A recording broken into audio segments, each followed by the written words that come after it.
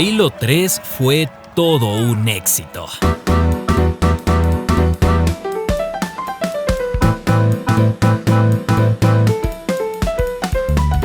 Ya lo mencioné en mi crítica sobre el juego y esta vez no discutiré sus fallos, pues sin importar que los tenga, este juego representó la joya de la corona para Bungie y Microsoft en el año 2007. Como lo dije, al César lo que es del César, y en este caso, el César ya estaba cansado.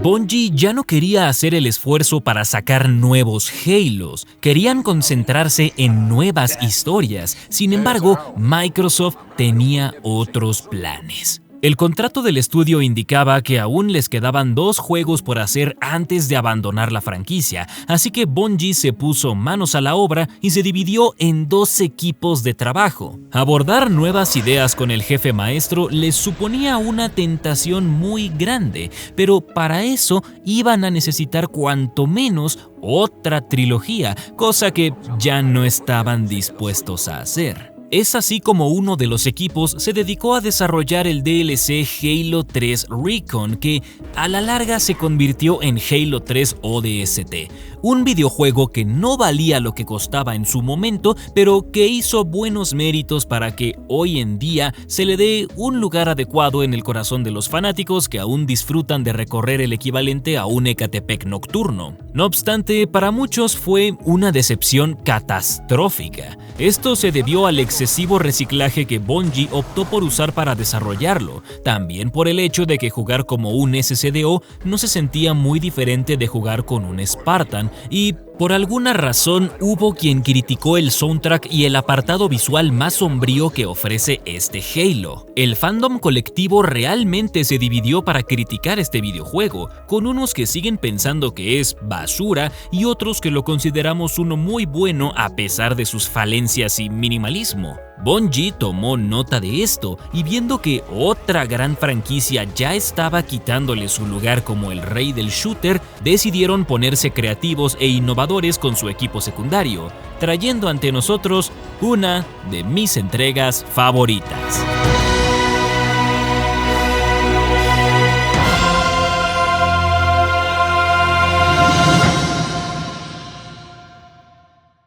Y sí, cabrones, leyeron bien en la miniatura.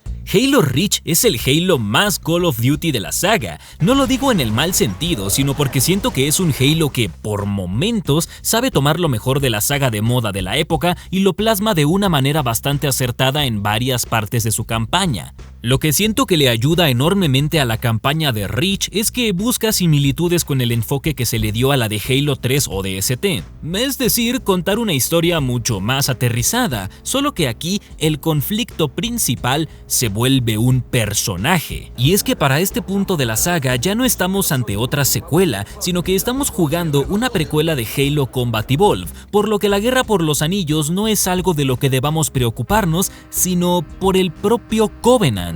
La trama de Halo Reach es bastante sencilla y puede ser fácilmente resumida en: este es el Covenant, son peligrosos, vamos perdiendo, sobrevive como puedas. No estamos tratando de salvar al universo y evitar un cataclismo galáctico que seguramente requiera que te leas más de 3 novelas para que entiendas todo su peso. Estamos ante un reportaje de guerra que intenta mostrarte la superioridad de tu enemigo y del que desde el inicio se deja en claro que te derrotó.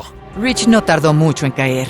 El enemigo era implacable. Reach no solo trata de contarte la caída del Halcón Negro o cartas desde Iwo Jima bañadas en plasma y esteroides, sino que también le mete de su receta para darnos algo a lo que me gusta llamar el balance. Si algo caracterizó a Halo en un inicio, fue el misticismo que se le dio tanto al Covenant como a los Forerunner, porque directamente no tenías ni idea de qué o quiénes eran estas criaturas, pero dada su tecnología superior o el hecho de que idolatraban a los Halos como si fueran las putas puertas del cielo, ya te daba mucho que pensar en cuanto a su sociedad.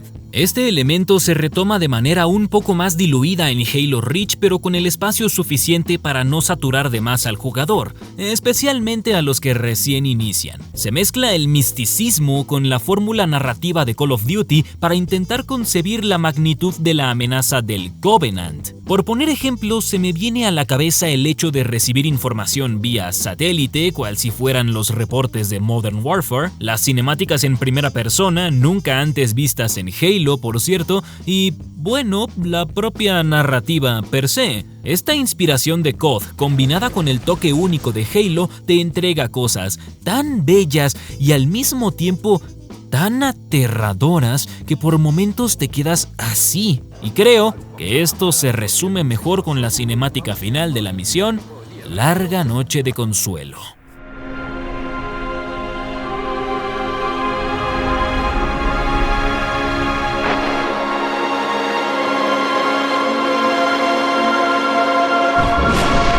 Brecha desviespacial detectada. Control de estación Gamma. Múltiples señales bajo la red de defensa. Brecha desviespacial detectada. Nosotros también tenemos anomalías. Brecha desviespacial detectada. Señales jóvenes. Brecha desviespacial detectada. Brecha desviespacial detectada. Toda la flota Brecha Covenant. desviespacial detectada.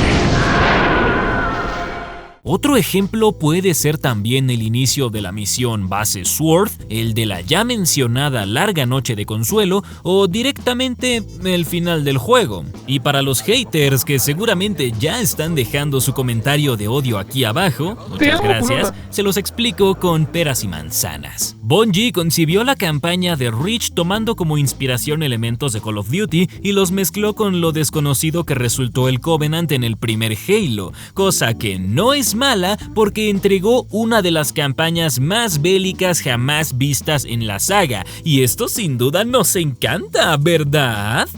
¿Verdad? Bueno, al menos a mí sí me gustó, y sin duda es una historia que le vendría bien jugar a cualquiera que opte por iniciarse en esta saga. Sin embargo, una buena historia también necesita buenos personajes que la cuenten, y Halo Reach más o menos los tiene. Siento que este es un apartado donde el juego decae lo suficiente como para que solo 3 de sus personajes principales sean más o menos recordados bajo mi consideración. Y cuando tu juego tiene 6 personajes principales, de los cuales solo la mitad vale la pena recordar, puede que estés cometiendo un grave error por ahí.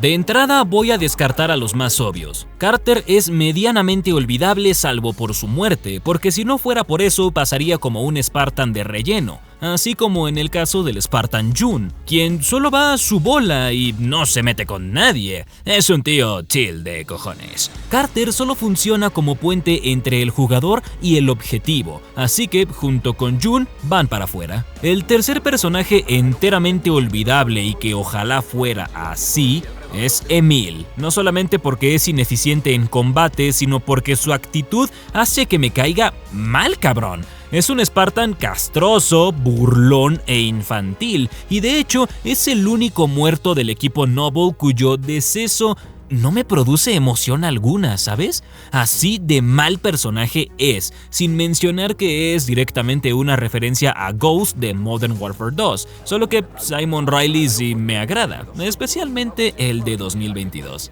¿Qué tiene 2 patas y sangra? ¿Qué? Medio perro.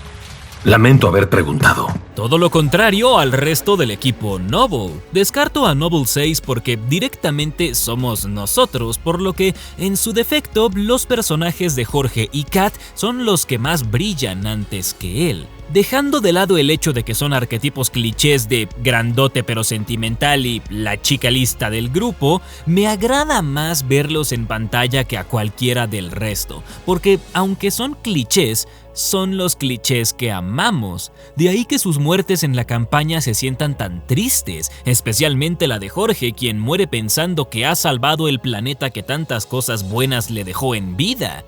Y con una gran operación de demolición. Oh, Kat, tú realmente merecías ser la líder de Noble, especialmente por hablarle a Carter con los huevos de frente para imponer la ejecución de tu plan. Afortunadamente, Jorge, Kat y Noble 6 en menor parte salvan un poco la dinámica de equipo en las cinemáticas, porque si hablamos de las dinámicas a nivel de gameplay, Desde que comienza el juego te dejan en claro que ya se acabó el asunto del lobo solitario. Ahora formas parte de un equipo y tienes que trabajar como tal, cosa que sería muy linda si tan solo el juego no me hiciera sentir tan solo. Noble 6, haz esto. Noble 6, haz lo otro. Noble 6, te voy a abandonar para montar mi puesto de vigilancia cuando claramente entre nosotros dos podemos chingarnos a todos los antiaéreos. Oh, Dios. Incluso cuando en los demás Halo tú eras quien asestaba los golpes finales desde la perspectiva del jefe maestro, solo bastaba con darte la vuelta para notar que había sido un esfuerzo conjunto. El mejor ejemplo de ello pueden ser las misiones del cartógrafo silencioso de Halo CE o la tormenta de Halo 3. Sí, Halo 3 también tiene aciertos. Pero en Reach prácticamente te lo dejan todo a ti con un montón de excusas de por medio, mismas que un juego de 2005 toma, se las pasa por el forro de las pelotas y te enseña cómo se hace un shooter militar táctico de equipo donde todos los miembros se sienten útiles. Comenta si quieres un video de Republic Commando. Este es uno de los peores apartados del gameplay de Halo Reach, el hecho de que todo el tiempo te dicen que tienes a tu equipo, pero el juego en verdad se esfuerza porque sigas siendo el lobo solitario. Es triste y no me gusta. Digo, a ver, no es tan molesto y de verdad me encantaría ver a Noble conmigo, y si en un futuro hacen un remake sobre este juego, sí me gustaría que corrigieran esa parte. Eso y las cagadas que la historia se mandó por sobre la novela de 2001. Estoy seguro de que a Katarn no le gustó eso. Pasando a otro aspecto, me gustaría señalar el otro punto clave de la jugabilidad de Reach, y no tiene nada que ver con el Bloom, que a mucha gente le molesta, pero que a mí la verdad me da igual, sino que hablo de los nuevos añadidos, es decir, las habilidades de armadura, que por cierto, en el multiplayer aparecen como loadouts básicos, así que Halo 4 no fue el primero que los metió, pero me estoy yendo por las ramas. Las habilidades de armadura son un añadido bastante lindo al gameplay. Ya veníamos viendo sus indicios desde Halo 3 con los artefactos que recogías por el mapa, y de hecho, muchos de ellos regresan con diferentes efectos para el jugador, mientras que otros vuelven desde la primera entrega pero con una aplicación mucho más dinámica. Si tuviera que destacar algunos de estos aparatos serían solo dos: el bloqueo de armadura y el sprint. El primero sí que tiene problemas, especialmente durante el multijugador, porque no entiendo la obsesión de la gente por ponerse esta porquería e inmediatamente salir a los escopetazos o al cuerpo a cuerpo. Diría que es una habilidad rota cuando no le sabes hacer counter, pero al mismo tiempo útil en enfrentamientos a gran escala, así que no sé, la voy a poner en un limbo de opinión junto con mi video de Metro 2033. En cambio, mi queja más grande es con que el sprint sea una habilidad. Llevamos ya 4 juegos metiéndonos en el papel de soldados altamente experimentados. Puedo entenderlo en el caso de Halo 3 ODST porque debemos ser más lentos y tácticos, pero eso no es excusa para que, de nuevo, un Capitán América con esteroides dependa de un módulo de habilidad para hacer algo tan básico como lo es correr, carajo. Pero bueno, al menos tenemos el sprint. La jugabilidad de Reach no se ve altamente modificada con las habilidades de armadura, pero sí le da algo diferente para no hacerla tan monótona y exactamente igual a lo que ya conocíamos 4 juegos atrás. Y finalmente puedo decir que no se siente como jugar a Halos anteriores, se siente único. Solo, por favor, jueguen la campaña con la calavera pañuelo activada. Esto les dejará sprintar por todo el tiempo que quieran y seleccionen bien sus armas. La mayoría fuera del DMR o el rifle aguijón son decepcionantes, por no decir más. Sobre todo el rifle de asalto. Por último, solo quiero mencionar los visuales. Estéticamente hablando, creo que este es el mejor Halo de toda la era Bungie. Los gráficos son bonitos, los detalles simples y no tan saturados, y me gustaría que los demás Halo a partir de ahora utilicen estos elementos. O igual no.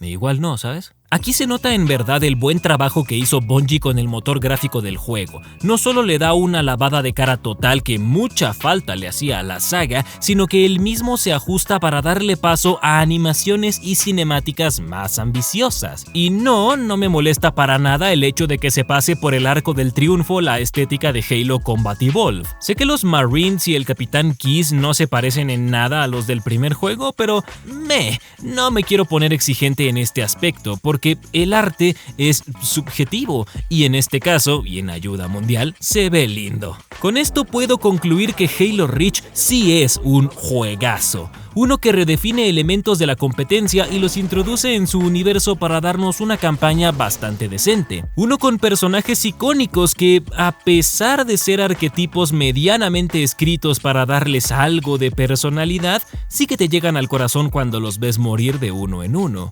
Excepto Emil. Sin embargo, este Halo, al igual que sus predecesores, también carga con sus propios errores. Para muchos pueden ser tal como el efecto Bloom o ciertos detalles en las mecánicas y la narrativa, pero con todo y eso, creo que fue una bonita despedida por parte de Bungie y una excelente transición a lo que será el futuro de la saga. ¿Saben? Me gusta Reach, no me olvido de Reach y definitivamente Halo no murió en Reach, cabrones.